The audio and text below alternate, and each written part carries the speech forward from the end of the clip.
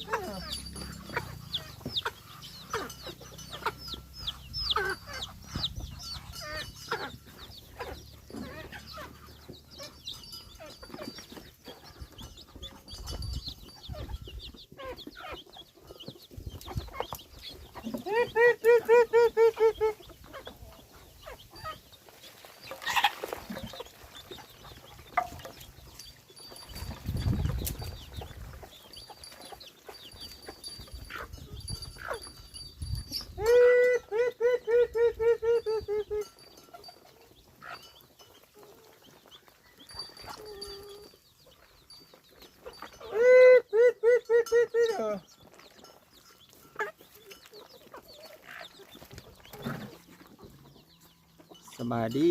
สวัสดีพ่อแม่พี่น้องFCเบิร์ดทุกคนเนาะมื้อนี้กะมาบ้างเกือเป็ดพ่อแม่พี่น้องเนาะเกือเป็ดอยู่ในคอกนี่แหละเนาะเป็ดกะ17 ตัวเนาะถ้าบ่รวมทางเป็ดของแม่กะคือ15 ตัวนะเป็ดบ่บ้างกะแต่ว่ากะซ้ำเป็ดเขาอีแม่แหละเพราะว่าบ่บ้างกะบ่ค่อยได้ลดน้ำมันแหละตอนนี้เพราะว่าบ่บ้างเลี้ยงในช่วงนั้นน่ะมันตายหมดเนาะบ่บ้างก็เลยปะให้เขาแม่นะมาบ้างน่าจะเล่นมีแพร่แล้วทุกคนมาบ้างก็เลยเก็บภาพบรรยากาศให้ FC ได้เบิ่งสำนี้เนาะแล้วก็มาบ้างสีพาเข้าไปสวนเนาะเข้าไปเบิ่งสวนมาปลูกอีกยังแน่ FC เพิ่นถามมาว่าบ้างปลูกยังแน่เนาะอยู่ในสวนเนาะบ้างก็เลยอยากพาเข้าไปเบิ่งเนาะว่าปลูกอีกยังอีกแน่เนาะไปเบิ่งนำกันทุกคนนี่ก็กินอาหารกินหำกันแบบนี้เลยทุกคนกินหำแล้วก็สลิดเนาะสลิดแล้วก็เต็มเบิดนะ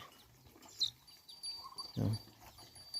เนี่ยหำนี่ก็จะเป็นหำแก่ทุกคนเลยหำที่อันหงสีทันสมัยอันเด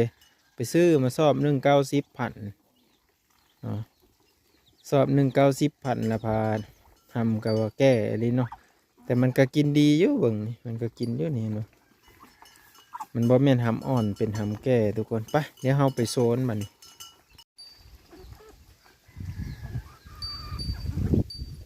สิพาเข้าสวนมันตอนนี้ก็3-4 โมงแล้วแหละก็เกือบเป็ดเนาะเกือบเป็ดเกือบไก่ไว้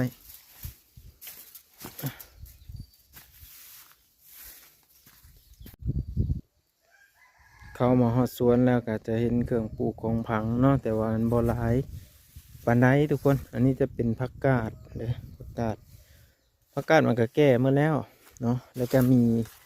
นี่หอมทุกคนผักหอม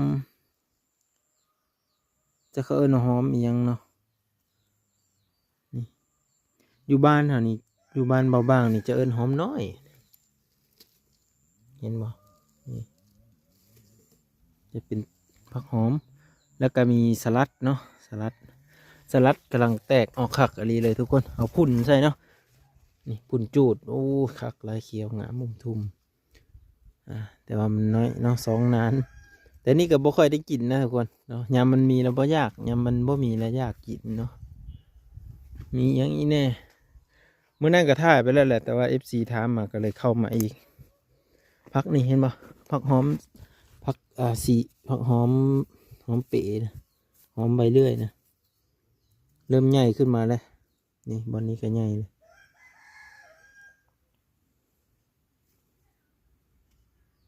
แล้วก็อันนั้นจะเป็น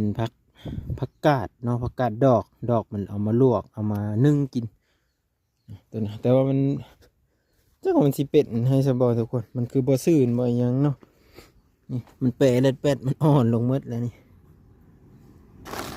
ตัวนี้คือใครแน่ตัวนี้แม่ผมปกไว้นี่เป็นแน่นะว่าซื่นๆแน่แล้วก็มียังแน่ผักบัวหอมบัวทุกคนหอมบัว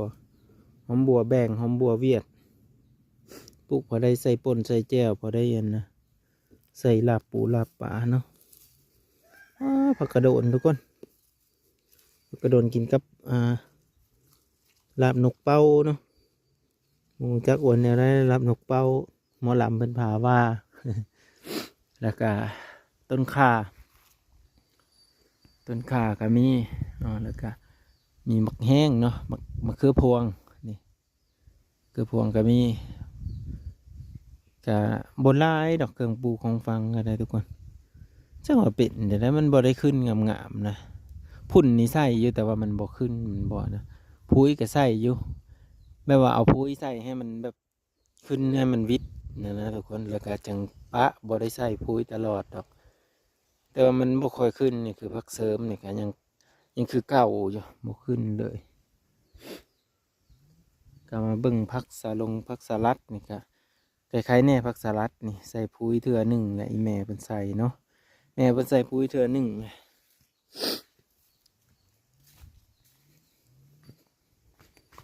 เห็นบ่มักทั่วค่อยน่ะกระแปกทุกคนมันมาเป็นอยู่กระลุ่มไปเนาะอยู่เถิงมันพอเป็นมันเป็นอยู่ลุ่มเนี่ยมันแตกออกให้มันนี่มันแตกเป็นง่าออกมันอยู่เถิงนะครับบ่มีนี่อยู่เถิงนี่เริ่มแบบใบมันแห้วมันแห้งมันเริ่มสิมดอายุมันแล้วบ่แต่ว่าอยู่ทางลุ่มนี่มันแตกออกมาบ้างกับปลูกเสริมขึ้นมาอีกแล้วแต่ว่าบ่เป็นเนาะปลูกเสริมขึ้นมาอยู่นี่บ่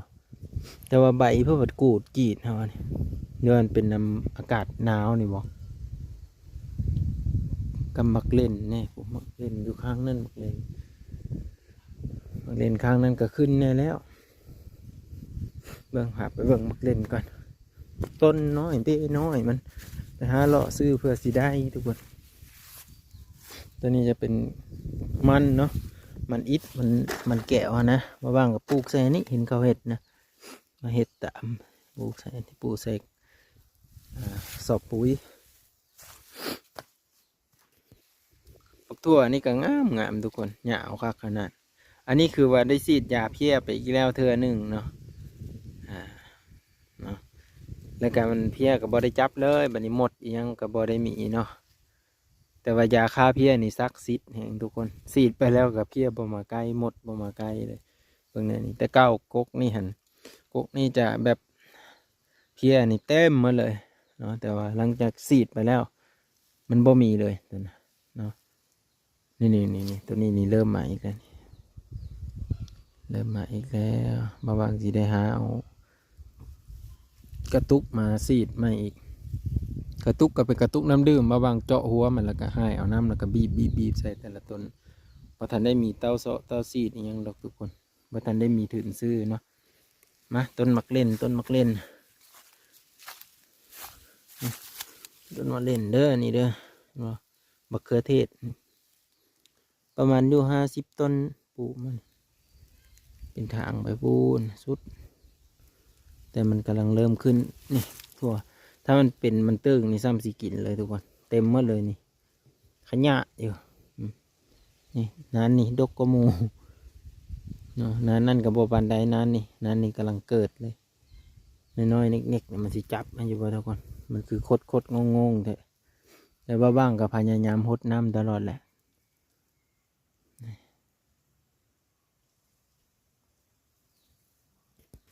ตัวนี้จะเป็นกกผักบุ้งเนาะผักบุ้งไอ้บ้างเอาไหนมันมาปลูกทุกคนเอาไหนมันมาปลูกแล้วแหละทำอิฐนะมันบ่เป็นเนาะซื้อตั้งแต่ปีกายนี่แหละว่านบ่เมดมันบ่เป็นแล้วบ้างเลยไปซื้อมาใหม่อีกซื้อมา20 บาททอทงหนึ่งเขาเฮ็ด20 บาทเดียวเอามาแช่น้ำแล้วก็เอามาลงอีกพอดีมันติดบ้านี่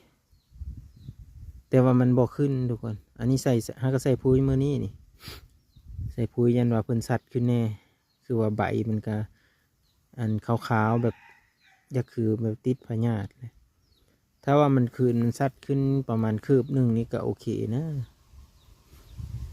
ปีกายนี่ว่าน2นั้นเนี่ยก็ได้กินจนฮอดตกแรงเนาะตกแรงกันแห้งได้กินพดน้ำตลอดหากระมดบางบดนี่เนาะมดก็คือบบางเสียออกแล้วก็ปลูกใหม่นี่แหละปลูกตัวนี้แหละแถวนี้เนาะจนฮอด นฮอดเกี่ยวจนฮอดปั่นเข้านาปีก็จะประมาณนี้แหละพ่อแม่พี่น้องเครื่องปลูกกับบ่ค่อยหลายบันไดถามว่าปลูกเป็นสินค้าบ่มันก็พอจะได้กินเนาะมันเนื้อที่มันน้อยแหงนะทุกคนประมาณ20 คูณ 10ประมาณ20โอ้ยสิฮอดบ่สาวมอดสำหรับทุกคนมอดสาวดอกประมาณ15 คูณ 7 คูณ 8นี่แหละเนาะประมาณนี้มอดสาวดอกน้อยๆหนึ่งนี่เนื้อที่นี่นะครับแล้วก็สุดเลยเนาะกระเบื้องนี่แหละว่าบางทีสิได้ตัดพวกต้นมะเขือผวงนี่ออกเนาะเพราะมันงำทุกคนงำแล้วบ่เป็นแล้วก็สีว่านในพักยังลงไปมันเนื้อที่มันน้อยเองเนาะแต่ว่าอยู่ลุบพุ่นนะมันบ่เป็นขี้ดินเนาะก็เลยปลูกยากมันเป็นหินเนาะหินด่านก็ได้ปลูกแต่อยู่ในหน้าถางนี่แหละเพราะแถวนี้มันจะเป็นดินเนาะแล้วก็มีห้องน้ำบาวนี่เป็นดินคักอยู่เพิ่นก็มีแผนการสิปลูกพักคือกันเนาะแต่ว่าบ้างน่าจะได้แต่ซ้ำนี่แหละอันนี้ก็ซื้อตะนั่งมาใส่คำว่าซื้อตะนั่งใส่ก็บ่ได้นี่ทุกคนมันพวกเป็ดพวกหมูพวกไก่พวกแบ่มันเฮามาทำลายเฮามาหากินอันนี้เนี่ยมันบ่เข้าแล้วก็จะประมาณนี้เด้อพี่น้องเด้อทุกคนเนาะมาบ้างก็ดีใจนั่นที่ว่ามี FC คอมเมนต์ว่ามาบ้างปลูกยังแน่นะมาบ้างปลูกเดือหอมผักหอมเนาะแล้วก็สลัดแล้วก็ผักบัวมะเขือพวงมะเพชรเนาะแล้วก็ผักหอมลาบเนาะแล้วก็ผักบุ้งแล้วก็มันเนาะแล้วก็บักทั่วมด6-7อย่างหัวสิงไข่หัวข่าเนาะสำนี้หมดเลยบ่หลายเครื่องปลูกน้อยเดียวแล้วก็ตอนนี้มันก็มีแต่หดน้ำหมดอันนี้แหละเนาะบ่ค่อยยังมากมายกับมันดอกมีแต่หดน้ำใส่พุ่นแล้วก็จบเนาะเมื่อนั้นก็เก็บไปเฮ็ดอาหารปรุงแต่งก็ซ้ำนี้แหละทุกคนเอาวิดีโอหน้าเด้อพี่น้องเด้อวิดีโอหน้าจึงมาพอกันไหมมาบ้างกับขอบพระคุณ FC เบิร์ดทุกคนนะที่ว่ามารับชมเบิ่งและติดตามแล้วก็คอมเมนต์เนาะถึงว่าพักมันสิบ่งามแต่ FC ก็ยังเป็นห่วงยังอยากเห็นเนาะมาบ้างก็เลยพามาเบิ่งอีกเทื่อนึงเนาะก็ขอบใจหลายๆขอบคุณหลายๆครับวิดีโอหน้าพอกันไหมเพื่อนพี่น้องผิดพลาดในคำว่าคำว่าอีหยังต่างๆก็ขอโทษขออภัยหลายๆนะไปก็อย่าลืมกดไลค์กดติดตามไว้เพื่อเป็นกำลังใจให้บ้างเฮ็ดคลิปวิดีโอออกมาอีกเพื่อนพี่น้อง